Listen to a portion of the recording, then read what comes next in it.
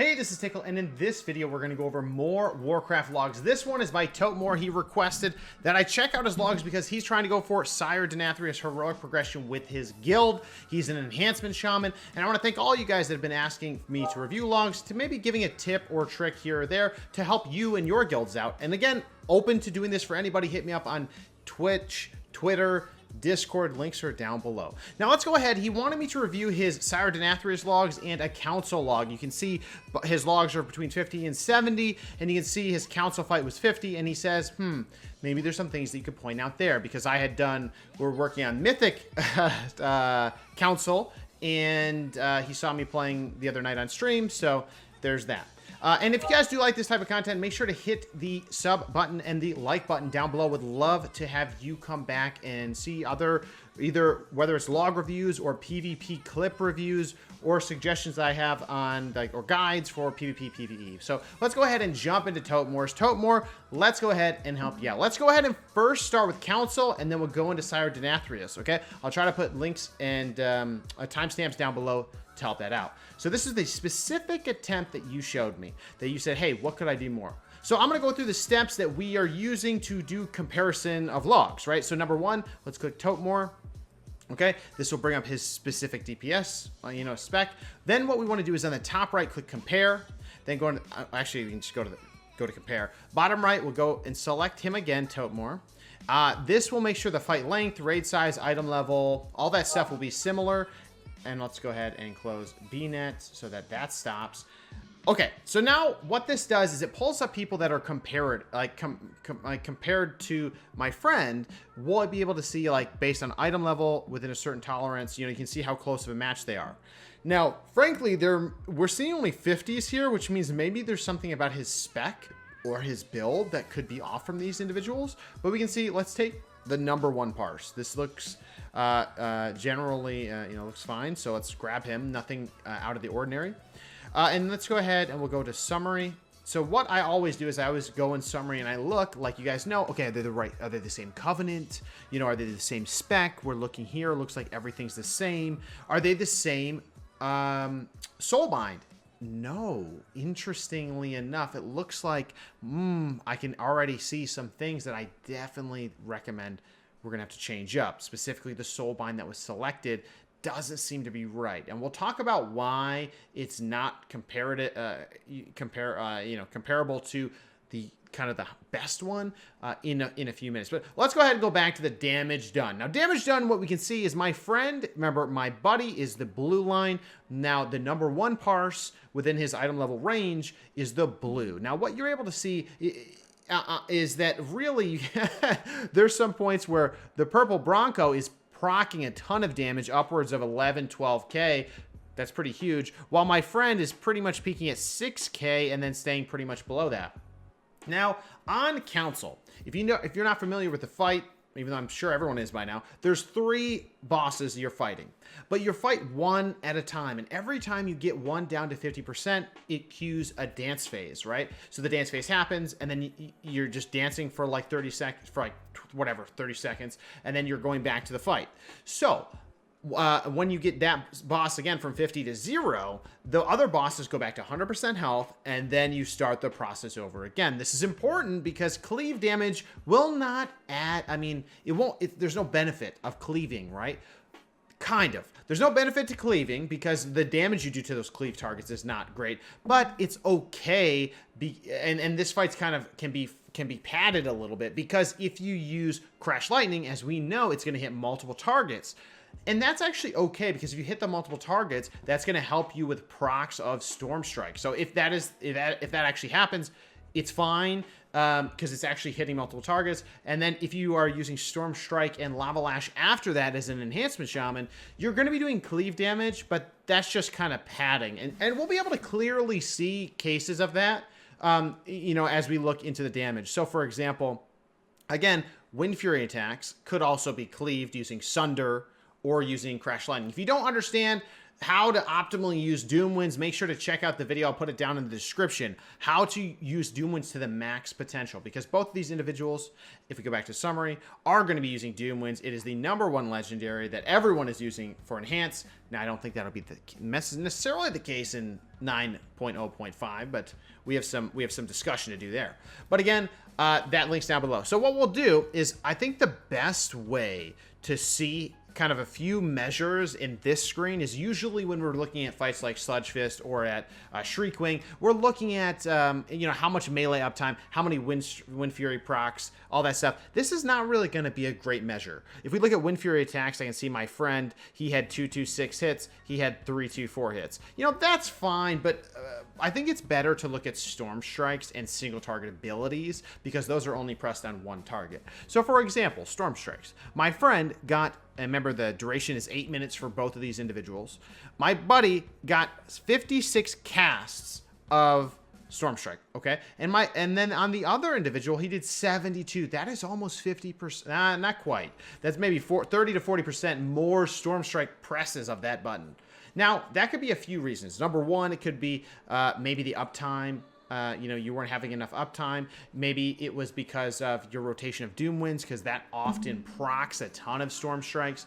Or maybe it could be kind of core rotation things that we can look at when we go into the casts. But frankly, that is quite a bit more Storm Strikes. Now, we can go look at things like Lightning Bolt. Spending Maelstrom in this fight, since it is a longer fight, it is a sustained DPS rotation, and optimizing some, you know, crash on multiple targets and getting that Maelstrom stacking as fast as you can with dumping that single target rotation. So if we look at Lightning Bolt 42 on my buddy, over here, he's not used, he only did 15. He actually used Chain Lightning. So this guy on the right could be doing some padding, because of that, because truthfully, if you're using Chain Lightning, you are padding. There's no real reason for that, and that is something that makes this log of this boss fight a little bit difficult, and we'll be able to clearly see that. And honestly, this is a good lesson for everybody. You don't have to be top logs on the fight to do your job and help your guild progress. For example, other fights like a Sun King. Like, it's not the end of the world if you're not top damage. You want to be making sure the healing part's going well, but things are dying at certain times, focusing the right targets. It's critical that you focus on those things. Logs come next. So, you know, you can clearly see some of the padding with Bronco, which is fine. I mean, it is what it is. It's damage done. But let's go ahead and go into summary and look at their builds next. Now, again, like I mentioned, this is a single target fight. Particularly when you're on Mythic, you need single target damage. That's going to push the phases and allow you to live. Now, if we look at... We're gonna start comparing these two individuals. Their talents are exactly the same. Bronco went Wind Rush, while my friend went Feral Lunge. Both are okay. Wind Rush will help your whole group get out of the dance phase and get back to that boss, but it is what it is. Now, it looks like you have chosen to go General Draven. Now, General Draven is really good for PvP. Because of Service in Stone, damage taken below 40% health is reduced by 10%. That's strong. Now, it's not good for PvE, though.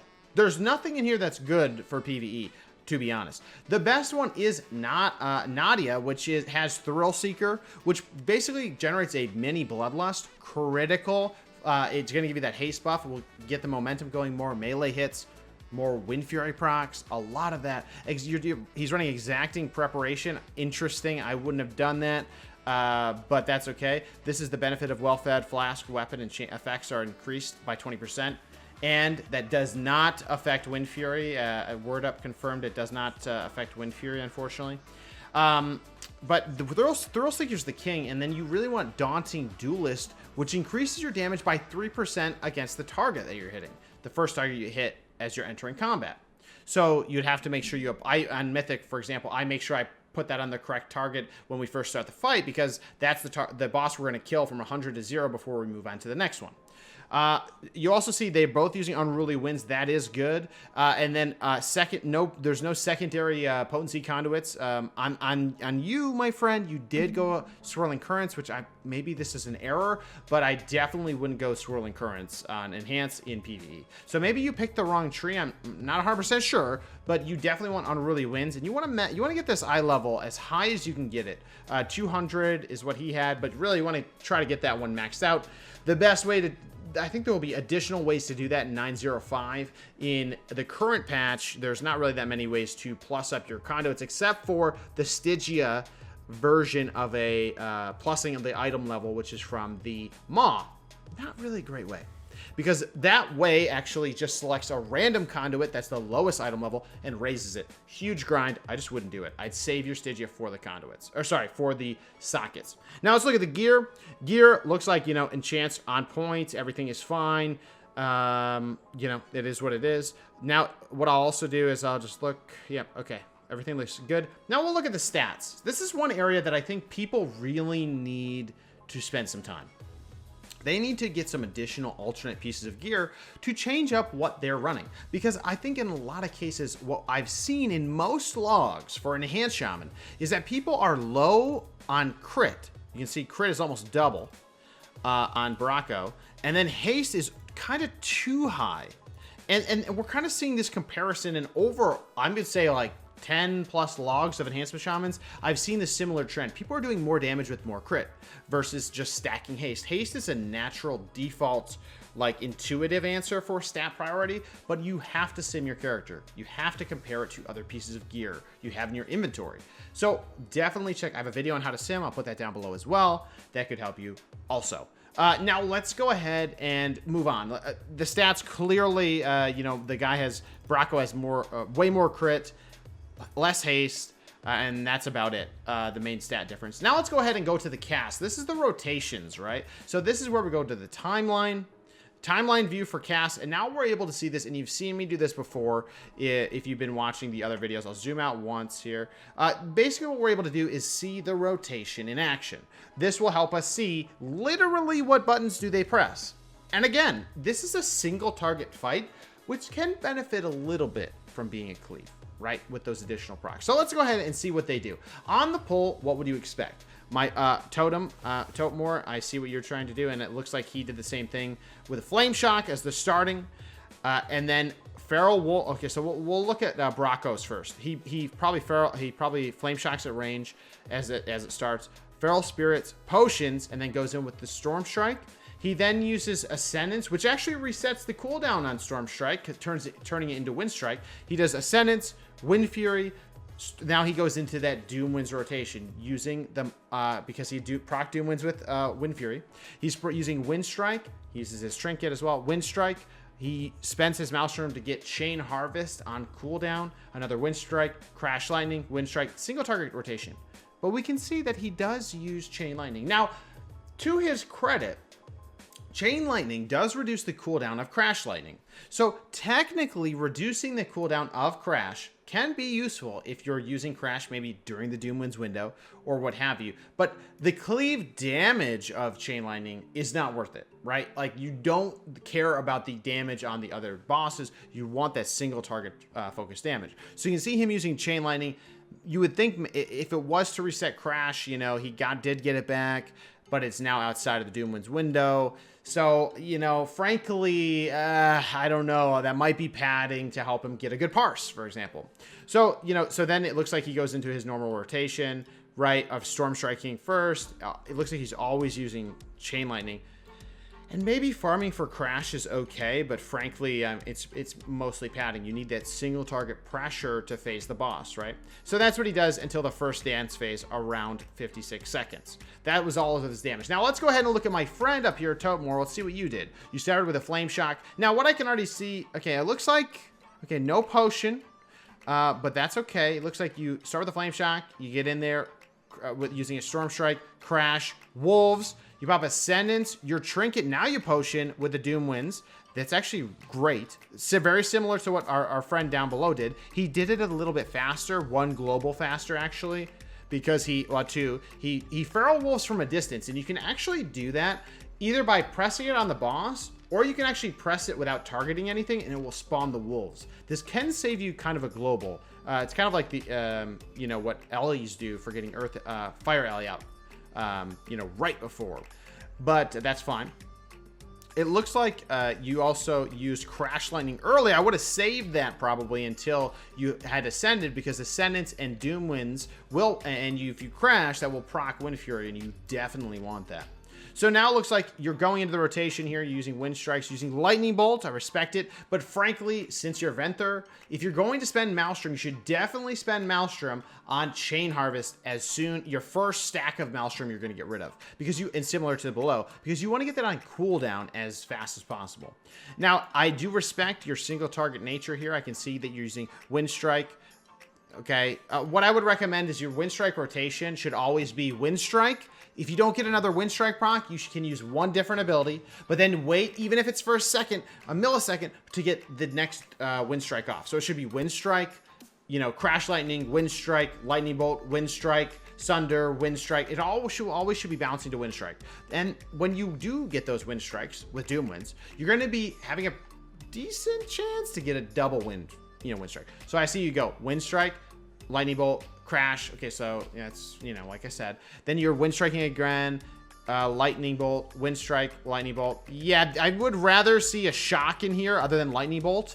I don't think that using a kind of chaining Lightning Bolt cast is ever a good idea. Lightning Bolt casts should be kind of used when you have above 7 Maelstrom and your shocks are on cooldown to kind of keep the rotation fluid. Now again, your Lightning Bolt, Crash, Lightning Bolt, Wind Strike, Lightning Bolt, Wind Strike, Lightning Bolt, Wind Strike, right? So that's good. Crash, okay. And again, you do want to prioritize using Sunder in this window as well. Now, this kind of goes back to your opener and using Doom was to the maximum benefit. Definitely recommend check out the video down below. It is making sure you're using Wind Strike, Crash Lightning, and Sunder during the 12-second window. That is the most important thing to do. Most important thing. So now, okay, we see your rotation go here. Looks like, you know, you Wind Strike. All right, then I see you use a Wind Shear. There's kind of a slow move here, but that's fine. Storm Strike, Crash, Storm Strike, fine. Lava Lash. Now, that is the first Lava Lash you've used. I guess that's not a bad thing. And you did have Flame Shock up. Yep. Okay, so we'll go back. Oh, boop, boop, boop. Oh, this is kind of awkward. Okay, so yeah, you did Lava Lash. Now Lightning Bolt, you started to cast one. Maybe you weren't in melee range though. Maybe you got the dance debuff, right? And you ran away. That's what I'm gonna guess happened here, which will hit your DPS, so you can't avoid that, right? Okay, Storm Strike, Crash, right? Frost Shock, making sure you can use these abilities at range and optimizing your DPS doing so. Use Chain Harvest and Sunder. You should have been using these 40 seconds ago. The significance of that is that those will be available again by this point in the fight. You should be able to probably get 2 Sunders if you, but almost get 2 Sunders out. I'm trying to look at the one below. Yeah, so you might be able to because the fight has gone on for almost a minute. That's a 40-second cooldown on Sundering. And you want to get Chain Harvest off early so it can be almost a third of the way back to being on cooldown here. So that's what I would say about this. It wasn't terrible, but those are shifting some ability orders around will add you some more DPS. And that's what parses are all about at the end of the day. All right, you come back into the fray and you start off hitting him with a Frost Shock. Now here, frankly, this should be a Flame Shock. You should be Flame Shocking and keeping Flame Shock up on that main kill target. Remember, 3 bosses. You want to be focusing your damage on one. That Flame Shock should just be rolling on that one guy, that one boss, and then you can Frost Shock after that. Now here I see you using, yeah, definitely want to prioritize Storm Strikes over Lava Lashes. But that's okay. You use Lava Lash, Storm Strike, Crash, Frost Shock. Now this is where you're going into another Doom Winds window, and similar to down below, we can see he puts up a Flame Shock, he Doom Winds, and then he gets ready to go. One of the reasons why this is definitely going to produce more damage in Broncos parse is that when you started, you got back to the boss, you used your 3 melee abilities and your Frost Shock, and now your Storm Strike and your Crash are probably on cooldown. And that's not good. When you drop Wind Fury Totem, you do not want Storm Strike or Crash Lightning to be on cooldown. That will make you have a limp noodle Doom Winds. Okay, so that's one point. The other thing is I see you use Sunder here, which is generally good, but you want to use Sunder as like a filler as part of your Doom Winds rotation. Word Up actually taught me this, but when he was saying it to me, because what you want to do is you want to use Storm Strikes first, Crash Lightning second, and if you don't get another Storm Strike able to be used, or a proc on a Storm Strike, and you don't have, you know, Crash or Storm Strike available, then you use a Sunder. That'll fill in the gap of time to be able to get another Storm Strike or another Crash, right? So that's how you want to use Sunder. You know, so here, Storm Strike, maybe you had to fill it in here, but generally that's what you want to do. So here it looks like, you know, you Doom Winds, Storm Strike, use a Lightning Bolt. Disagree. I don't think you should do that. You should have Sundered, and you might have got a Storm Strike proc, and then you can Crash, right? And then you're using a lot of Lightning Bolts, and I'm not sure why. I would generally say you should almost never double Lightning Bolt, unless you're forced to be at range. You should almost never do that, because whenever you're below, you never want to dump all your Maelstrom. If I'm ever like between 0 and 5 Maelstrom, I'm actually like, uh-oh, I might have a dead global soon. You really want to save that 5 Maelstrom in case you get to a dead global. Then you can fill it in. So that's a huge thing, I would say. The other thing is, let's look at Broncos rotation real quick, actually. So he uses Doom Winds, Storm Strike, Crash, Sunder. Psh, okay, he procced Wind Fury on each of those globals. Perfect. Got back to another Storm Strike. He uses Chain Lightning. Now, he might have Chain Lightning on purpose to get to the Crash, because if you get to a second Crash, that has a chance, or that will proc Wind Furies, which is what Doom Winds is all about. So that's that. He then fills in the rotation with some Storm Strikes on Storm Strikes, which is juicy to see. He then uses Chain Harvest. Because he used it earlier, and he had that dance phase, it's now back up. You want to be thinking about that the whole time. Okay, I got to get myself on cooldown. When you see the boss's health start to get down to 50%, you want to make sure everything's on cooldown. Because that 30-second silly dance phase is a great opportunity for you to recoup your cooldowns. And that's how it should be viewed. You're doing the dance. You're getting a huge haste buff, by the way, by successfully doing the dance. And then you're kind of coming back in with your cooldowns now primed and ready to go. So, and again, it's an 8-minute fight. You get 2 Ascendance windows off. So let's see how you use the second one. Now, let's keep going across. Now, again, looks like maybe you got some mechanics here. There's a kind of an empty period of time. You can see down below using Trinket along with all the melee abilities first. Using Chain Lightning, I'm still not 100% if that's padding or not, but we'll have to see. Looks like you had some very big downtime here. I don't think the second boss was at 50% yet, so maybe something happened. So you can see down below the rotation is kind of in full force here, using Chain Lightnings as well, getting the max damage. Your second Chain Harvest, sure. Right, so you're kind of just doing things. So I don't think there's anything else to really talk about in this section. Remember, this is a pretty lengthy fight. This is your other Doom Winds. Let me just quickly see. Okay, so if I go back, I can see at about 1 minute 55 seconds, we can see Bronco getting his third Doom Winds off. He uses Doom Winds, uses the abilities, right, in the orders that he needs to. I'm trying to think if that makes sense. No, this wouldn't be Doom Winds, because Doom Winds cooldown is every minute. This is not yet. So that was just refreshing Wind Fury. Because at about 180, we should be able to see a Doom Winds come up available. So that's about here. Perfect.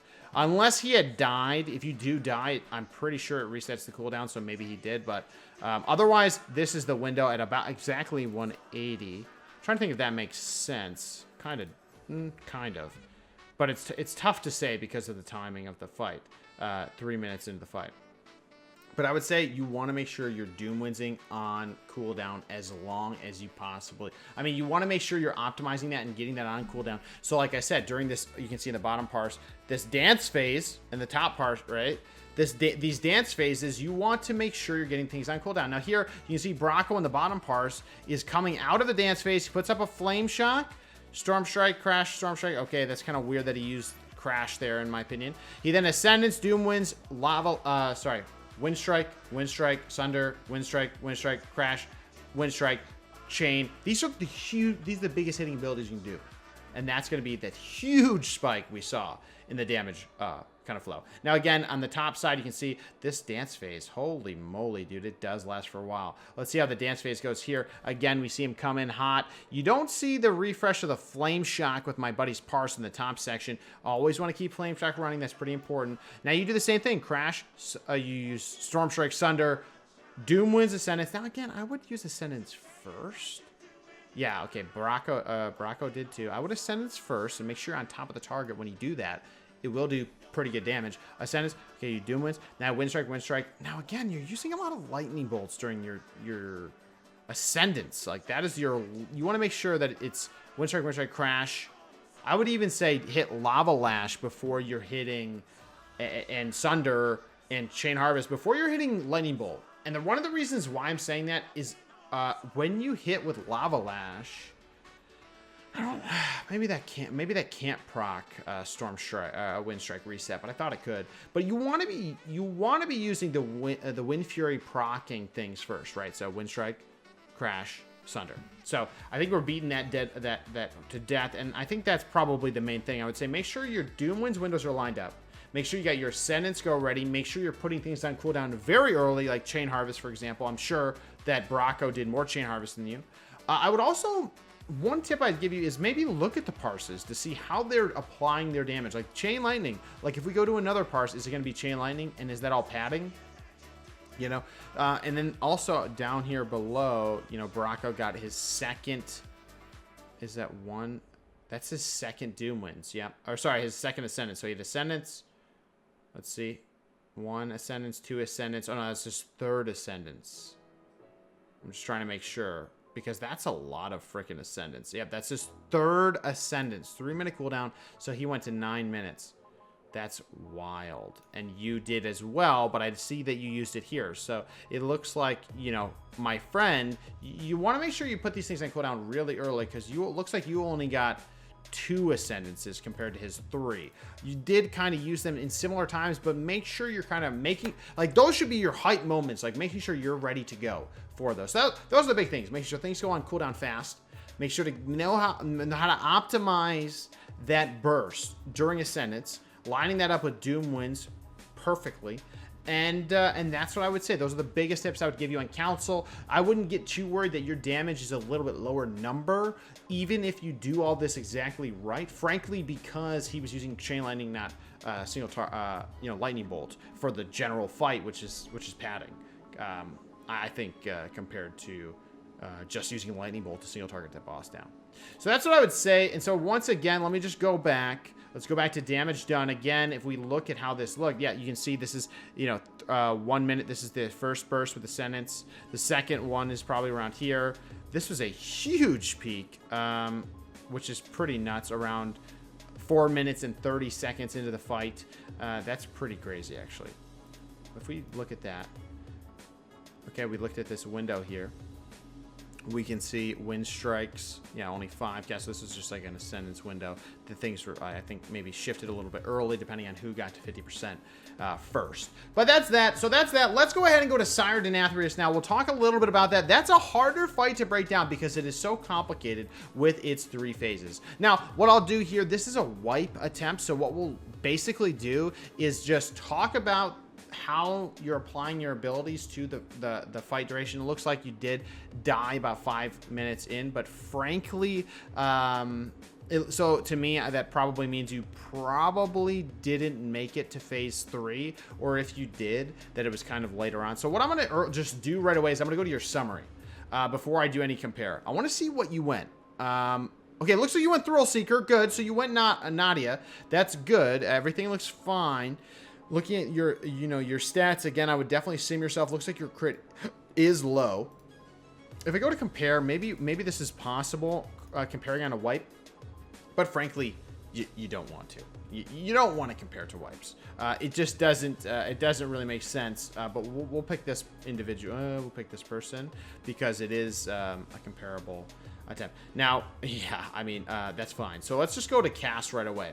And we'll just talk about the fight in general, and then we'll go from there. Number 1, in Sire Denathrius, the first phase is, like, not a big deal. In general, this fight is not about... often feels like it's not about pushing numbers. It's about making sure you're doing the mechanics right, making sure that you're phasing at the right times, and making sure you're doing the mechanics right. Like, that's really what it's about. The 3rd phase is where damage comes in.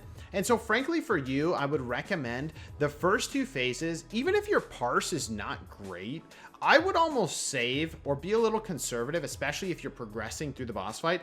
First phase, easy. That's not a DPS fight. That is a DPS control fight with healing and mechanics. And make sure you're ghost wolfing before he phases, because then you don't have to soak shit, and that saves healing and all that stuff.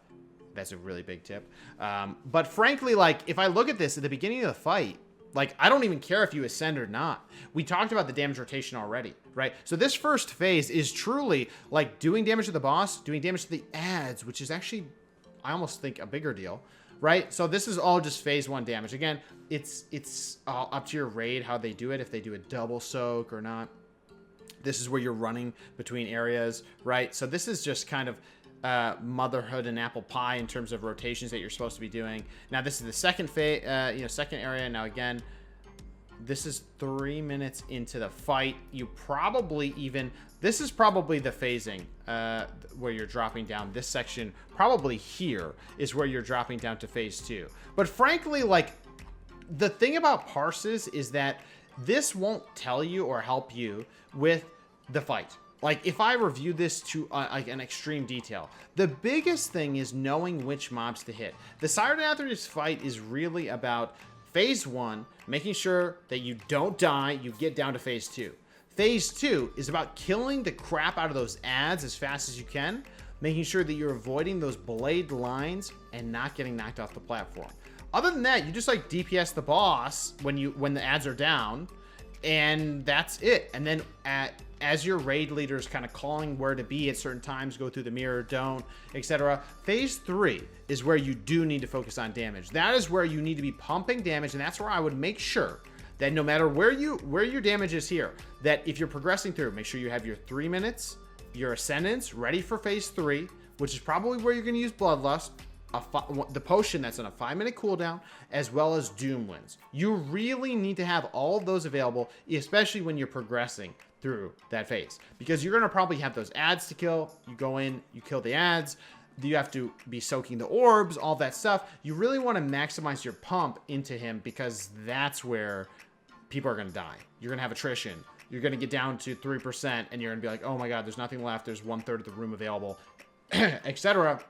So I would definitely recommend positioning is the king there, to make sure you can keep your uptime going in phase 3 while the blades are dashing around, while the orbs are going out, making sure you have a melee, like an orb kind of close to the melee. Those are things that'll help you keep uptime. Rotation wise, like, I don't think that it's going to be that beneficial for us to spend too much time talking about how to DPS that phase or looking at this log. I would just recommend that you save those cooldowns for that period of time and make sure that you are single target DPSing the entire time. Like, you know, chain lining maybe has a place, but frankly, it's just single targeting those adds down when they get that increased damage buff on them. You know, it's just so much of that. So I would definitely recommend to look up and positionally be focused on, hey, how can I increase my uptime? How can I increase my burst during windows during phase 3? You don't want to do it when he's doing, you know, like if the orbs are just going out, for example, and you're going to have to go soak, don't pop your 3-minute cooldowns. If they're going to go soak, don't press your Doom Winds. And make sure that you do line up your Doom Winds damage. Like, you know, I can look at the rotation here, but it's almost like how high do they peak their damage every single minute, right? The beginning, right? You can see the purple line is peaking up extremely high. Well, yeah, that's Ascendance, that's Doom Winds. Now, if we look at every minute after that, you're going to see a peak. How high can you get your peak to be? That's really what it's about, right? And making sure that during phase 3, you can see here, you know, this is probably like some point right around here is phase 3. Phase 3, able to get some damage off, able to keep kind of pumping as much as you can. The time warp is going to come in, and then you're just going to have to finish off with whatever juice you have left. So that's what I definitely recommend, you know, you focus on, is how do I make sure that these peaks get a little bit higher? And what it has to do with really is lining up your Doom Winds with your other cooldowns, right? And making sure that you're able to pump there. In Ascendance, making sure every 3 minutes you should be peaking a lot, right? So this is Ascendance Doom Winds. Then over here, I don't know where his is. It must be here, actually. I'm not sure. Or maybe it's here, and here is the Doom Winds. But you want to, or sorry, the Ascendance. So that's where you want to focus. So Sire's tough because kind of playing through the fight is kind of like just kind of like just kind of steadily enduring the fight mechanics until phase 3, and then that's when you have to burn. So that's not a great way and not great tips for you, but I would also check out Word Up has Mythic Sire Denathrius for an enhanced perspective. I would check that video out. That'll probably show you where he uses certain cooldowns. Like, for example, if you're getting to phase 3, where can I use Ascendance in early phase 2 to be able to use it again in phase 3? If the fight is going this long, can I pre-pot? Probably, but it doesn't even matter in phase 1. So there's a lot of those little things you should look at when you see kills of these boss fights. Is look, oh, when are they using this cooldown? When are they not using the cooldown? When are they holding it? And often, I would say, like, you know, in phase 2, they'll probably use it at the beginning. Ascendants hold it, while Doom Winds they'll probably use up until a certain point, then hold it until phase 3 transition. Because remember, these transition phases as well are a big time sink. You're falling down the hole, you're, you know, running to the boss. A lot of that time is just wasted, and Doom Winds is a 12-second duration, as you all well know. So these are just some tips. I know this video has gone way longer than I expected, but I wanted to just give 2 tips, one for Council, one for Sire, for Totemora. He's been waiting for weeks for me to do this because I've been just busy with other stuff, but I want to thank him so much for submitting the logs. If you guys have logs that you want me to review for you, put it down, just send them to me on Discord, Twitter, Twitch, wherever it is. I will check it out. And thank you guys so much for the support on Twitch and Patreon. You guys are the best. We have our stickers are going to be going for the next week or so. We also have G Fuel. If you like energy drinks, you should definitely check out G Fuel. You can use code Tiqqle. I'll put that link down below in the description. Check that out. And yeah, so that's it. So guys, we'll see you in the next video. Thank you so much for watching. We'll see you in the next one. Take care.